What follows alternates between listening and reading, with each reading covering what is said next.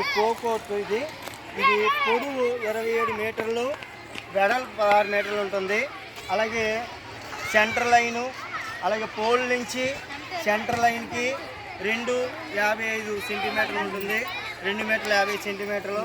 అక్కడి నుంచి ప్రతి ఒక్క దానికి కూడా ఒక స్క్వేర్కి 2.5 మీటర్లు, 2.30 సెంటీమీటర్లు వెడల్పు ఉంటుంది. Line to line cross line వెడల్పు 35 సెంటీమీటర్లు ఉంటుంది. అలాగే ఈ కోర్ట్ ఏంటంటే 8 లైన్స్ ఉంటాయి సెంటర్లోని.